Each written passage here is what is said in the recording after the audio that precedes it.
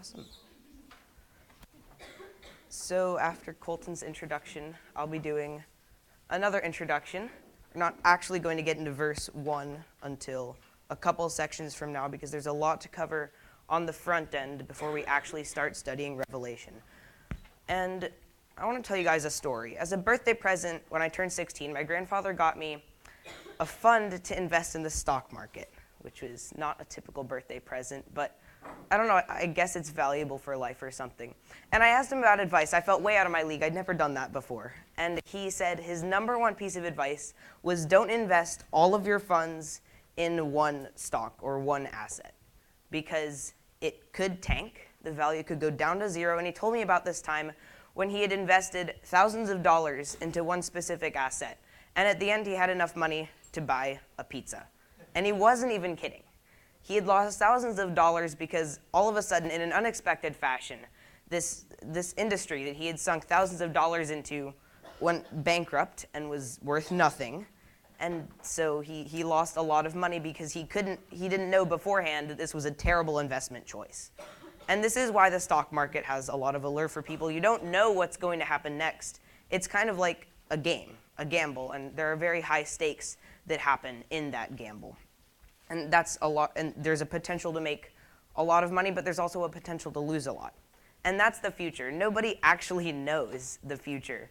I think, actually, Jedi Grandmaster Yoda put it pretty well when he said, always in motion is the future. It's very difficult to see. And he's right. From a human perspective, we don't know the future. But we're here studying Revelation because God knows the future. And God knows the future because he's the one that makes it all happen and conducts it.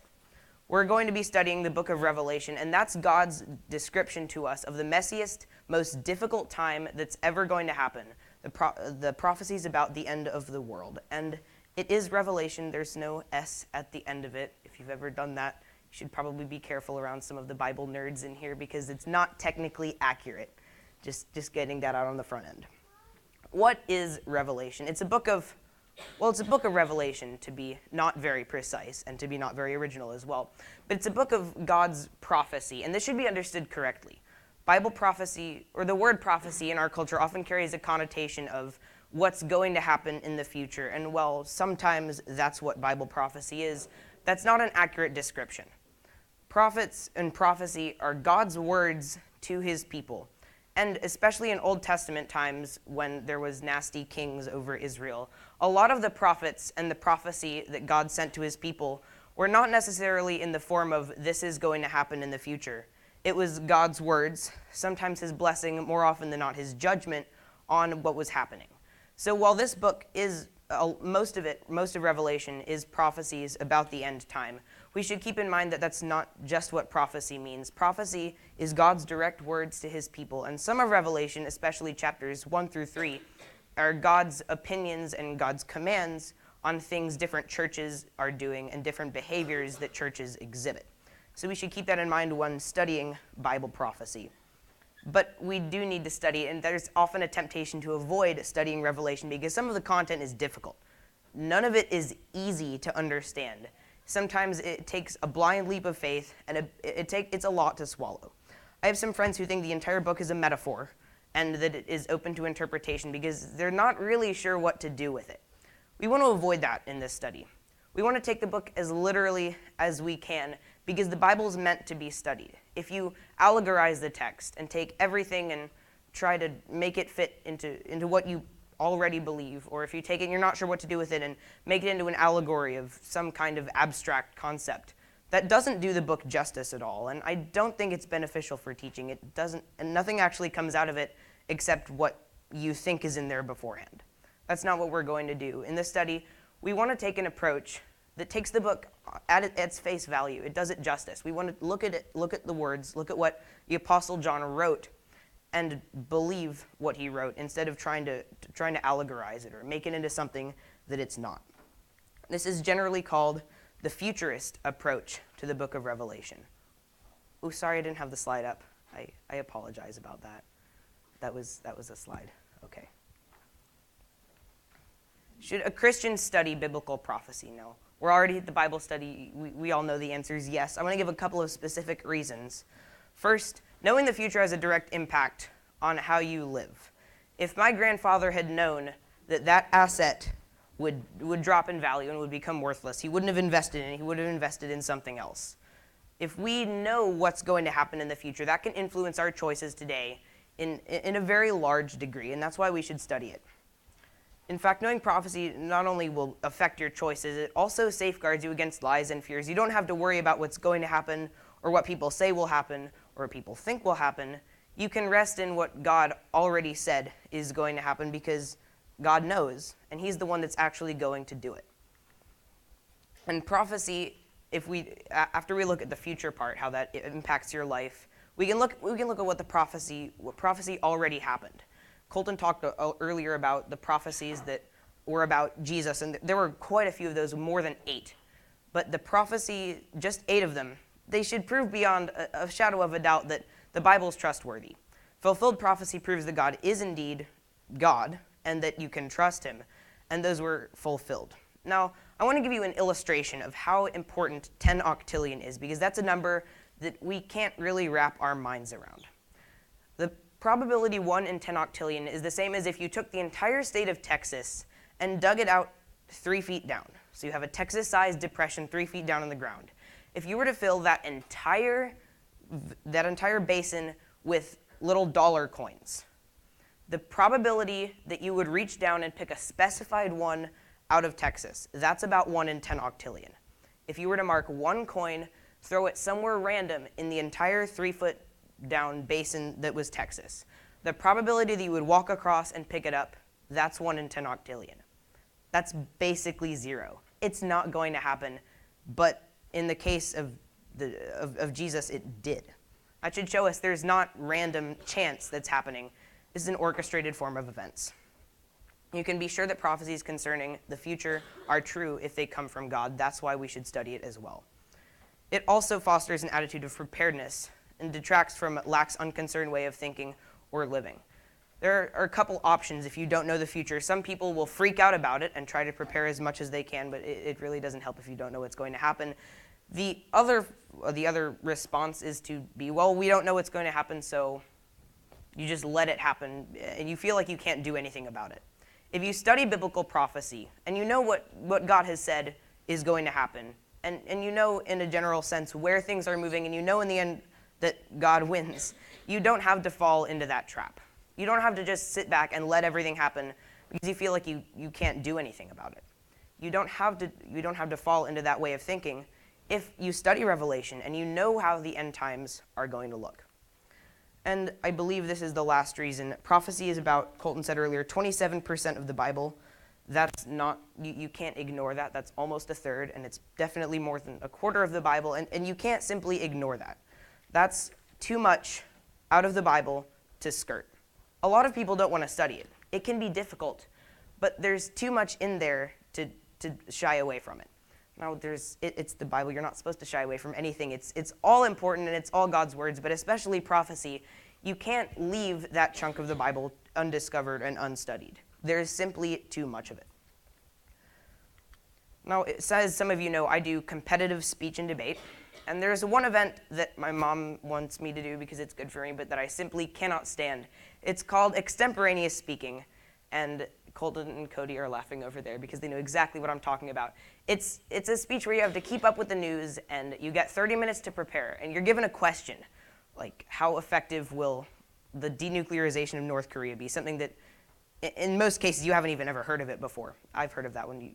Hopefully you all have heard of that one, but sometimes they can be really random topics. You have to keep up with the news, and then you have to form an opinion on it. Now, I can form opinions. I'm pretty good at that. I'm probably too good at that. What I simply can't stand doing is keeping up with the news. I hate reading the news. It's all disappointing or just sometimes downright scary. But if God took the time and made the effort to tell us of future events, he told us what's going to happen, and we'll study that in Revelation, the only wise choice to make is to take the time and make the effort to understand what he so thoughtfully and painstakingly predicted. And if you watch that news today, you can get scared and discouraged. And that's a very easy thing to feel if you watch the news or read the news or keep up with the news in any way. But on the other hand, if you look at biblical prophecy, which is not so much what's happening right now as what's going to happen, what God is going to make happen, It's designed to have a positive and practical impact on your life, and especially your morale. This way, we know that no matter what happens in the current world, it will all turn out right in the end, because God has control, and he will keep control. And this is what we're going to be looking at in theology, the study of the end times. It's called eschatology, and if that sounds like Greek to you, it is Greek. It's derived from the Greek words for last and word or speech or utterance. So it's the study of the words about the end time. It's not to be confused with scatology, which is the study of what animals leave behind. I didn't make that up. That is actually a real study. I'm not sure why anybody would want to go into that profession, but apparently people do. So in English, ology or logy suffixes have come to mean a branch of knowledge, study, science, academics. So eschatology is the part of systematic theology. It deals with specifically biblical teaching on the last times. And this is all of Revelation. There are books in the Old Testament that deal with this, but Revelation at the end of the Bible is about the end times, and it's almost all just eschatology. It's just the study of, and God's words, of what happens at the end. And the prophecies allow you to conduct a picture and construct a timeline of what the end times are supposed to look like. We have the present church age. This is more or less how Revelation describes everything. It's simplified because Revelation's 22 chapters long. There's a lot in there. But these are the main events that happen in Revelation. And those are from eschatology. And it includes such events as the Rapture, the Tribulation, persecution, the future Antichrist, millennial kingdom, judgments, the final death, your state in eternity, many other topics like this. And those can be tough to swallow. They can be really hard to study. What's important, they're all important, but the reason we should be studying them is, well, first of all, God had actually said, we'll get to this in just a minute, but the Revelation says twice, and it's the only book in the Bible to do this. If you read and study this book, you will be blessed. So there is one great reason to study it. We all want to be blessed. But these events, while difficult to swallow, are important to study because of the reasons we just discussed earlier. It can affect your life now, and it can allow you to stay alert and stay on your toes, because whatever happens now, we know what's going to happen in the end. We don't need to sit back and watch everything happen and feel like we can't do anything about it. God has told us what's going to happen at the end. It's one of the most important books in the New Testament when it comes to specific eschatological teaching, whatever. This is about Revelation. It says Old Testament books, Daniel, Ezekiel, Zechariah, mostly. There are others. They also deal with many events that are still in the future. We may be cross-referencing with those later on. I'm not sure. I don't have a lot of sections later on in the book, but those will probably be referenced at some point. And the end point of eschatology, Titus 2:13 says, we're looking for the blessed hope and the appearing of the glory of our great God and Savior, Jesus Christ. That's what's happening in the end, if you compress it into about one sentence. That's what we're looking at, and that's why Revelation is important. That's what it's about. But why should we study Revelation in specific? The other books are the study of the end times. Why does God put it in Revelation all over again? This is important. We should study it, of course. We believe that we're already here. But Revelation is important because it predicts and explains the eventual conclusion of all human history, and does this more completely than any other book in the Bible. The Bible is the story of the fallen redemption of the human race, and Revelation is the conclusion. This is, when you read a book, I've read multiple books where I get really bored and I don't want to read the book, but I feel like I need to know what's happening at the end. Revelation is that end. It's the part of a regular book you don't usually want to skip. In fact, my mom, when she reads books, she turns to the end, reads the conclusion first, and then goes back and reads the beginning and then the middle and gets to the end.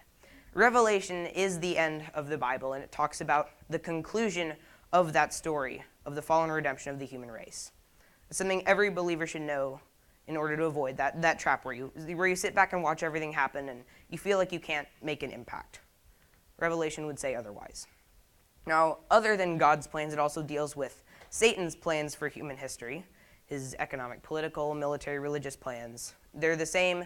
There's a pattern, no matter what era. And seeing them in the fullness of their implementation, Revelation will show us the plans of the enemy that haven't already happened yet, and that way we can stay alert for that. I believe it's in Peter talks about this in one of his epistles, in one of his letters. He says, be aware for the devil. He prowls about like a roaring lion seeking someone to devour. Knowing his plans, in addition to God's plans, will help us stay alert for that. Revelation also describes God's specific future plans for the church, Israel, Old Testament saints, unsaved, and you. All of that is wrapped up in Revelation, and we'll be looking at all of it today. That should impact how you live your life. Knowing the conclusion of history should impact the choices that you make today. Revelation is also encouraging. No matter, sometimes if you watch the news, you can get very discouraged. That's not hard. That's not a hard thing to think when you're watching what's actually happening today. And Revelation is a countermeasure to that. Things are pretty bad right now, and I'm sure they're going to get worse. Revelation details some pretty nasty things that happen in the end. But that conclusion tells us that no matter how bad it might get, we know that God is the winner in the end because he's God and he's told us exactly what is going to happen. Revelation gives us an understanding, and with that understanding, we know with certainty that we have a glorious and hopeful future, no matter how dark or how bleak things may look in the meantime. And beyond these reasons, if that wasn't enough, Revelation is the only book in the Bible that specifically promises that you will be blessed if you read it or listen to it read and study it. So that's what we're going to do, and with the hope of that blessing in mind. And it just straight up tells you a great reason to study it. It's because a blessing awaits. Before we study it, there is a warning to be had. Humans sort of go crazy about predictions of the future. And with any prediction, it comes the temptation to be the first one to discover that it's happening right now. And this is not a new thing. If you take the stories of King Arthur that are told about the early history of Britain, they're interesting and they've stayed around in part because of all of the prophecies that happen and the intrigues of people who are living those prophecies, discover that it's happening and try to avert it, and it happens anyway, and we find that fascinating. There's a large temptation when studying Revelation. A lot of commentators do this. It's to interpret all of Revelation in terms of current events and believe that it's happening right now. This is not new, it is not helpful, and it should be avoided. Interpreting Revelation through our modern daily news reports it's an issue that we should avoid. It's a temptation to virtually every commentator, but it's never actually gotten anyone anything in the past. This is not a modern way to study Revelation. If you read old commentaries, there are lots of speculations that were carelessly presumed based on the then current world events, and people predicted the end of the world, and then those events became old news, and then the world didn't end, and the cycle started all over again. That tendency is still practiced. It's something we'll try to avoid in the study because it doesn't help anyone. It's not new. Here's an example of this error passed down through history. People always speculate as the identity of the Antichrist that's detailed later on in Revelation. And a sampling of predictions is pretty surprising. Based on the social or political climate of the time, people put forth a lot of different options, and then eventually every one of those candidates dies, and then the world doesn't end, and then there's a new one. And somebody thinks, oh, that's the Antichrist now, and then it's not, and then the person dies, and then the world doesn't end, and it just goes on and on. Some of the early church fathers identified the Antichrist as a government official of the Roman Empire who'd be Jewish, apparently from the tribe of Dan specifically. That view is based on anti-Semitism, and it was eventually avoided because nothing ever came of it. Many Roman emperors, including Nero, Trajan, Titus, Diocletian, were suggested to be the Antichrist because these people did some very nasty things to Christians that were living in the Roman Empire. At that time, all Christians lived in the Roman Empire. And there was persecution. They would throw them to the lions. They would put them to death for the amusement of a bunch of spectators in big arenas because people found that interesting in the Roman Empire. They would put them in logs and saw them in half for something nasty. They would do really terrible things to Christians. And then people thought, oh, this must be the Antichrist. The world is coming to an end. Prepare for the rapture. And then it didn't happen. And then later on, certain popes of the Catholic Church were deemed to be the Antichrist. One of the Lutheran books says the Pope is the real Antichrist who has raised himself over and set himself up against Christ. And this is interesting, but it's not really accurate because all the popes eventually die, and then the world doesn't end, and then there's a new pope. And it hasn't ever come true. You know, all of the reformers took this position in the Reformation, everyone, it was Luther, John Calvin, John Hus, all of those reformers, in general, they would set themselves up to reform the Catholic Church and then get really peeved and decide that the Pope was the Antichrist and use that as a validation point for separating. And while the separation was valid, that whole point was not. The Pope was not the Antichrist, and nobody holds this view anymore because worse things have come. 1930s and 1940s, people claimed Hitler or Stalin or Mussolini or Mao, they were considered to be Antichrist, all of them at some point. This speculation is born from the terrible things those people did, not necessarily to Christians, but just to all of their citizens in their countries. That was 11 million people killed in just the Holocaust, and actually, while most people don't know this, Stalin did more. And while that was really terrible, all of that genocide, it was awful. Those people eventually died, and then the world didn't come to an end, and then people decided somebody else must be the Antichrist and put forth US presidents, Russian presidents, dignitaries like Henry Kissinger, and people speculate as to who is the Antichrist, and nothing ever comes of it. Often people try to relate their names to the number 666 that we will talk about later on in the study, and these speculations never really come to anything. They distract from the purpose of the book, and none of the speculations come true, and then people have to start reforming their predictions because the previous ones didn't happen. And this has been happening ever since the early church, when people look at Revelation and they say, oh, let's interpret this in terms of current events, and we know this is happening, and the world's about to come to an end. It didn't, and that sort of philosophy never really gets anyone anywhere. Trying to interpret it in current events has to be constantly revised. All of the predictions have to be revised over and over again, and there's been no conclusion to the matter. This exercise hasn't been the least helpful to anyone. It's been kind of deceptive, and that goes for all of the other unfounded interpretations of Revelation. The Antichrist is one example. There are lots of other things in Revelation that can be tempting to relate to current events, and nothing ever comes of it. We can interpret Revelation, we can try to augment the Bible with human reasoning as much as we possibly want, and nothing ever actually happens. We're fallible people. And that was one of the reasons Revelation was written. We don't know the future. We try to predict it. We try to interpret it with Revelation. It doesn't really work. John had a couple of purposes for writing Revelation, and one of them was to counteract that, the fact that humans don't know everything. He clearly said that he wrote Revelation to the churches to reveal that which was, that which is, and that which is yet to come. To clearly state, this is how it was, how it is, this is how it will be, so that we know what's going to happen. We've already discussed why that's important, but this should also counteract the whole desire to interpret it in terms of what's happening right now, because that's not how Revelation is meant to be interpreted. At some point, those prophecies will come true, but studying the book with the purpose and with the intent to interpret it and decide that those prophecies are coming true has never helped anyone, and it detracts from the whole purpose. It's distracting from the prophecies, God's words to us, and what he actually was saying. Now, John had no real choice in writing Revelation. He was ordered to by Jesus, and Jesus commissioned him to write to 7 of the churches in Asia Minor.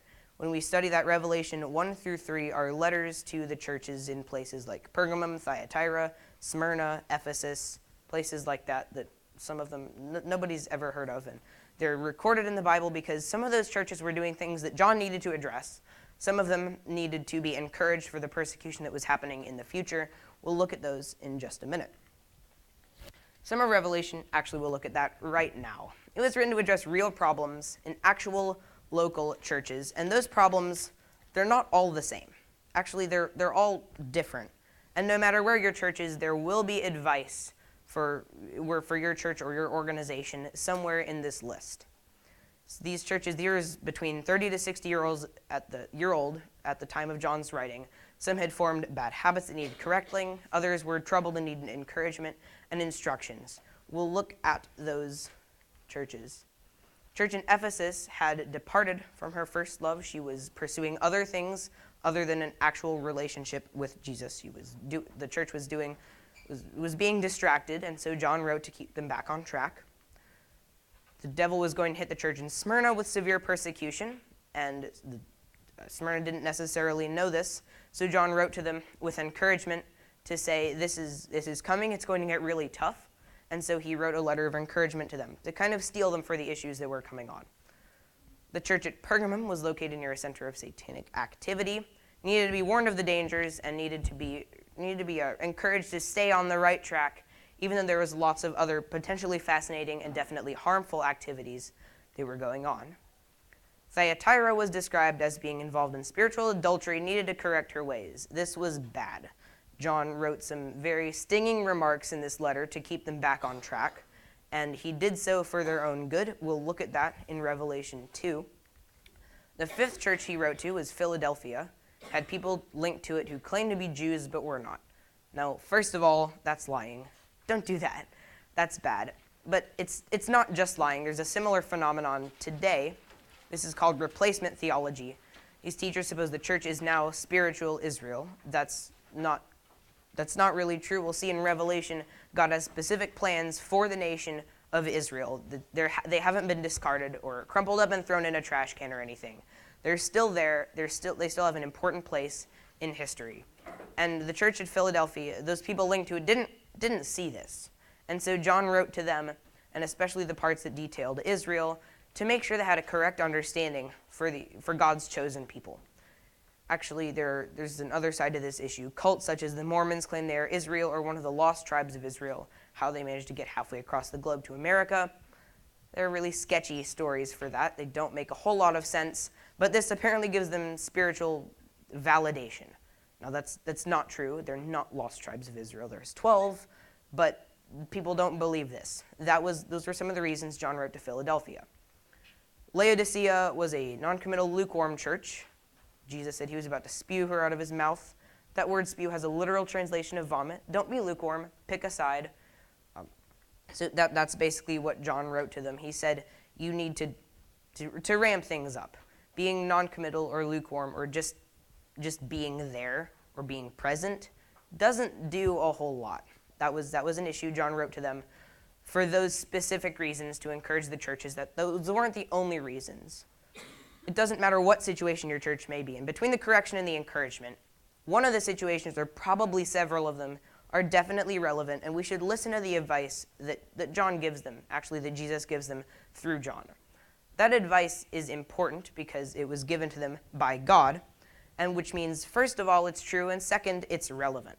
That is not something that's supposed to be skimmed over. I remember when I was reading Revelation, you think of Revelation, and most of Revelation is intriguing prophecies about what's going to happen at the end of the world, which is really interesting to read. And you get to chapters 1 and chapter 2 and chapter 3, and it hasn't happened yet. And I read those, and it can get tedious at times because it sounds like a bunch of the other letters that are in the Old Testament. And those are not as interesting as prophecies about the end of the world. But they're really necessary. Somewhere you, your small group, your church, some organization that you're a part of will have advice and will have relevant information and instruction that comes from the letters to the churches. Those are important sections of Revelation. They ought to be listened to. But that specific advice, it wasn't the only reason Revelation was written. There are some more reasons that are evident under study. It was written to show the lordship and preeminence of Jesus Christ. That's a theme that runs through the entire book, and we'll look at that. In Genesis, it actually runs through the whole Bible. Nope. Where was I?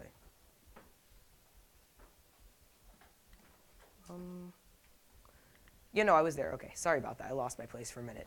It shows the precise steps that Jesus will take in order to reign as Lord over all. That includes heaven. That includes the entire globe, and we'll see that happen in Revelation. It also depicts how every aspect of creation, that's angels, nations, individual people, will be ruled by God. There are some cross-references there if you want to look those up. I want to get to the other points in just a minute, but those are important. The entire world, no matter how much people try to rebel, no matter how much people try to do nasty things like we see in the news, we know the conclusion. We don't necessarily know what's going to happen from now until Revelation starts being fulfilled, but we know that in the end, God's going to wrap things up, and he's going to be in charge. Actually, he's in charge the entire time, but he's going to take charge in a very evident way. And we're going to see that happen, and we're going to see that God's in control, no matter how much people try to do and say otherwise. In Genesis, this theme runs through the whole Bible, we see the first man, that's Adam. He failed to rule creation, and he did the one thing he wasn't supposed to do. and that he was given charge over the earth, and that was the way he failed. In Revelation, we observe the second man, Jesus Christ. He's called the last Adam in a couple places in the Bible. He successfully rules creation. And that is God's final way of wrapping things up and correcting the fault that happened in the beginning. The prevailing theme throughout the entire book is the final domination of Jesus Christ as Lord of all. We're going to go through the chapters here. There are a couple. This is pretty evident. Chapter 1 shows Jesus Christ as our awe-inspiring, exalted Lord. There's a really interesting picture of what he looks like in Revelation 1. We'll get to that in, I think, 2 sections. Chapters 2 and 3 show Jesus Christ as the sovereign Lord over his church at the present time. These are the letters to the churches that we just discussed. All of that is specific instruction, or at times encouragement, at times rebuke, from the Lord to those churches. And while it may not be the most evident thing in the book, it may not be clear, if you study it, it becomes evident that that is the way that Jesus Christ in chapters 2 and 3 is shown as the sovereign Lord. Even over the churches who are trying to do, some of them, really nasty things, he still has control, and he knows exactly what's going on and how to deal with it. By examining the commendations, warnings, corrections, etc., given to the assemblies of Asia Minor, we see his supreme authority over the entire church. And even though Revelation was written to the churches in Asia Minor, that's the area that's currently Greece, it's generally applicable to all churches everywhere. Now, somewhere in that list, probably multiple places, there will be advice that your church needs to follow or encouragement that your church should read about. Now, while those specific letters were written to specific churches, there's advice there that we all need to look at, because these are God's words today. Christ reigns supreme over his church. Any congregation that disregards or challenges his authority will be chastened. And that's not just in Revelation. That's a theme throughout the entire Bible. You're supposed to follow what God says. Many churches today don't, though. Some are defiant toward Christ's authority, are running his business as if it were a secular business. No, it's not. They're flirting with disaster, since God may withdraw his blessing from them. Those are part of the letters to the churches in Revelation. And those were chapters 1, 2, and 3. 4 through 18, that's a large chunk. It shows Jesus Christ ruling as the Lord over all the earth by means of future judgments. Now, the penalty for sin is pretty large. Any infraction against an infinite God will require an infinite punishment, and it's hard to find a different adjective to describe the judgments that happen on the earth. They're pretty bad. We're going to be talking about those quite extensively in chapters 4 through 11. 11's where the study ends, but those judgments get pretty tough, and only the sovereign Lord of the entire universe could do that. And that's how it shows Jesus ruling as the Lord of the earth, by judgments. It doesn't really end there, though. Chapter 19 shows him as the conquering Lord of all lords and the King of kings as he comes to rule the earth. So those judgments, they're important, but they aren't really the final word. Chapter 20 shows Jesus ruling as the triumphant Lord, final king over the entire earth, and Revelation shows how the millennial kingdom will finally and fully be realized here. Chapters 21 and 22, those are the last two in the entire book and in the entire Bible. They predict Jesus Christ and the Father reigning as the sole sovereign over everything throughout eternity. That is the conclusion to history. That was one reason a Revelation is written, to show the lordship and preeminence of Jesus. It was also written to our churches today. Now, it was written to strong and weak local churches. Its practical relevance and benefit for our churches today is self-evident. We'll fall somewhere within that list, since those teachings were very important to the ongoing health and success of the local churches. We can be confident that they are just as beneficial for our churches today. Some of the churches were being cruelly persecuted, needed to be given hope. Many churches today throughout the world are also being persecuted and just as equally need that hope. And we find it in Revelation. We also hear the Lord Jesus repeatedly say, "He who has ears, let him hear what the Spirit has to say to the churches." We have ears, so we should also pay attention to those recorded messages as well. We're included in that. As a prophetic book, God gives prophecies of Revelation to motivate us on to live holy and productive lives. If we know what's going to happen, if we know that God in the end wins, we should live to reflect that. As the Christians, believers, God's people, we should live to reflect the fact that God is going to win. And so we shouldn't sit back, let things happen, and pretend that it's not important. We need to reflect the fact that our Lord is going to be the ruler over all of creation. And so that should motivate us on to reflect his character in the way we live. Revelation was also written to show that God is not going to allow sin and rebellion to go on indefinitely. His condemnation of sinners is completely just, even though that condemnation gets really severe in Revelation. That's actually deserved punishment. It's not going on some whim that God has. That's deserved punishment. It's completely just, and there's evidence for that in Revelation. And here's the outline of the book. So we have the first Advent. It's a little bit off the slide. It's off here too. We have the church age, 2 to 3 AD, to present time. This is where we're at right now. Then you have the rapture of the church. We're going to be going through this. The tribulation. We end at chapter 11, so kind of in the middle there. And then we have when Jesus comes back in the millennial kingdom for 1,000 years and reigns. And then we have the final judgment, and then eternity. That's what happens. We're not going to be able to get through all of that in 1 week. We're going to go as far as we can. That's chapter 11. And with the book out of the way, we want to talk about who wrote it. Who was this guy that Jesus entrusted with the prophecies about the end of the world? Some really weighty matters, things that are hard to swallow. Who was he? Well, he was John. He's an apostle of Jesus, one of the original 12, and he signed his name as the author of the book of Revelation. And in his gospel, John wrote a gospel. He also wrote 3 different letters to churches as well as Revelation. In his gospel, though, John referred to himself numerous times as the disciple whom Jesus loved, and he was probably the youngest disciple. He not only wrote Revelation, he wrote the Gospel of John and 3 letters that are called 1 John, 2 John, and 3 John. And so whoever named those in our Bible was really creative. John was one of Jesus' closest disciples, along with his brother James and a man called Simon Peter. He was part of Jesus' inner circle, so to speak. The 3 that were that were Jesus' closest confidants. And in fact, as Jesus was on the cross dying, he entrusted the care of his mother to John. And that should speak a lot to us about John's character and his reliability. It didn't last for forever, though. At the time of writing Revelation, John was in exile. Hold on. Oh yeah, this is church tradition. This isn't in the Bible, but it's an interesting fact. He's apparently the only disciple who is not martyred and managed to go through boiling oil without suffering harm. Boiling oil is really hot. It's a lot hotter than boiling water, and it should kill you, but church tradition said it didn't. And so when John wrote Revelation, he was in exile. He was on a small rocky island called Patmos in the Aegean Sea, and almost nobody lives on Patmos. There's not a lot that actually goes on at Patmos right now.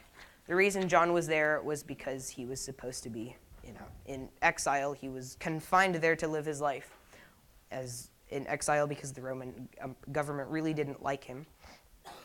Patmos is located near the coast of Asia Minor, modern-day Turkey, and it's about 35 miles from Ephesus. That was one of the churches John wrote to. The only way you can get to Patmos is by boat. Even in the modern day, the island doesn't have an airport. I don't know why, but it's probably because almost nobody ever lives there. And it's about 10 miles long and 1 mile wide. It's really small. There's almost nothing there. Not only are there not really many people, there are hardly any buildings. There's no industry. It's mostly just a vacation spot for really rich people to own homes and yachts and spend their free time there. There's almost nobody who permanently lives on the island. Now, this is Patmos in relation to the churches that John was writing to. Here's what Patmos looks like right there. There's nothing there. It's a bunch of rocks and a big beach and some trees. That's basically it. Here's Patmos in the larger Grecian area. It's really small. It was mostly there as a prison island. It's not a main prison island, but it was there because the Roman emperor didn't want to. Apparently, he couldn't kill John, and he didn't want John, so he stuck him on a little island where he couldn't get off for the rest of his life. This is Patmos relative to the entire Mediterranean area. It's really small. It doesn't even show up on a really zoomed-in map.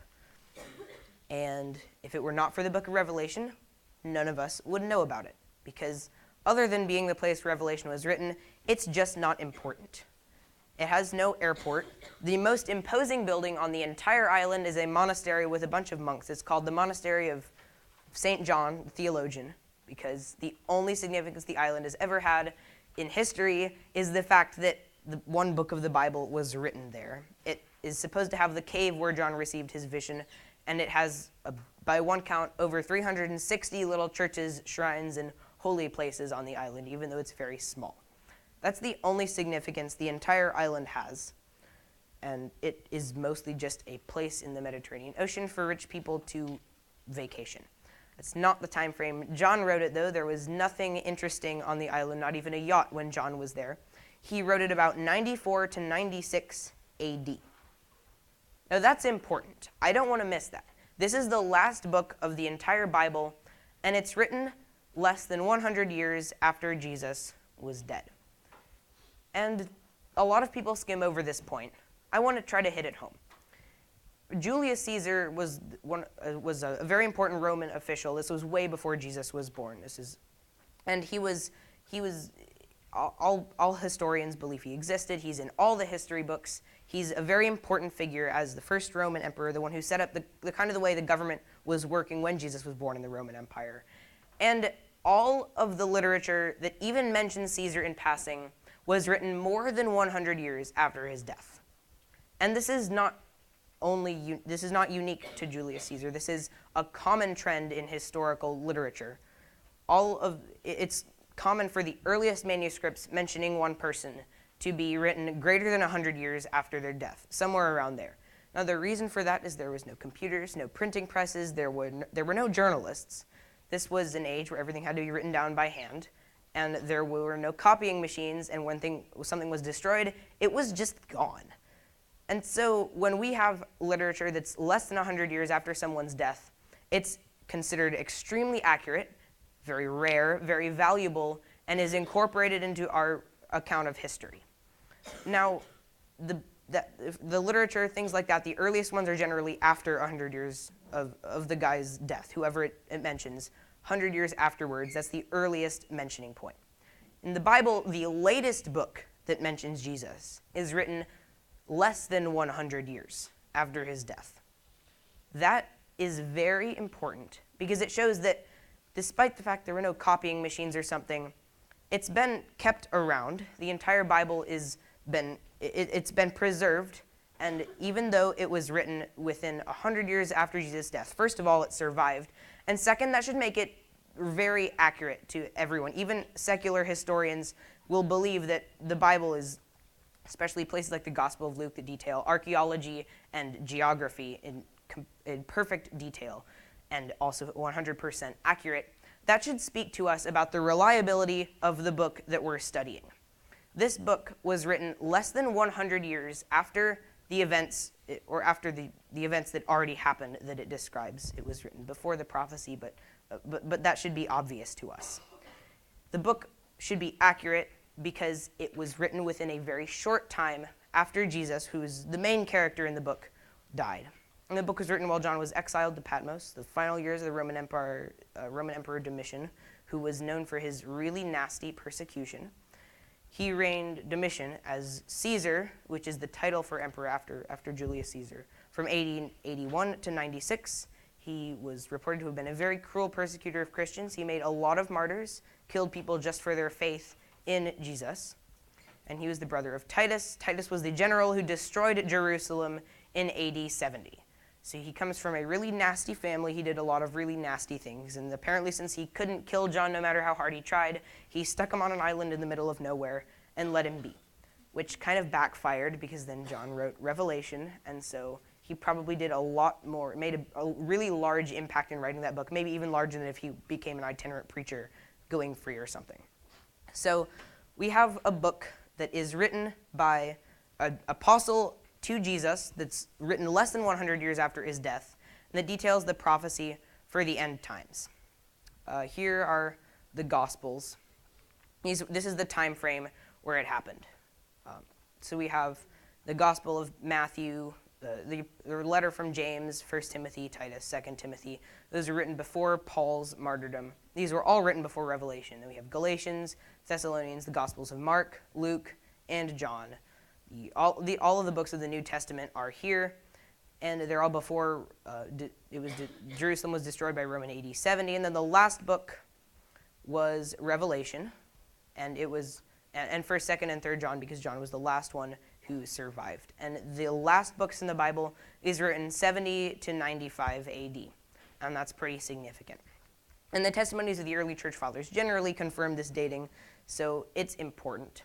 And not only should we look at the testimonies of church fathers, that date's also relevant, and it's also confirmed by lots of witnesses for this year. 95 AD, the latest year, has a lot of early witnesses who wrote that the book was written about less than 100 years after Jesus' death. So we can be pretty confident that it was. There are also some witnesses who say it was 65 AD, which would be even more impressive, but there aren't as many for that one. And so there are some more witnesses. And there are some New Testament versions that are about 500 years after Jesus' death that have all those books in there. So that's what we're looking at. This is the book that's a book about the end of the world, written by an exiled Jewish apostle to Jesus. I look forward to studying the book, but before we do that, after both introductions, we're going to have one more introduction. So you're just going to have to hang on to your seats for just a minute, but that is the end of my section. So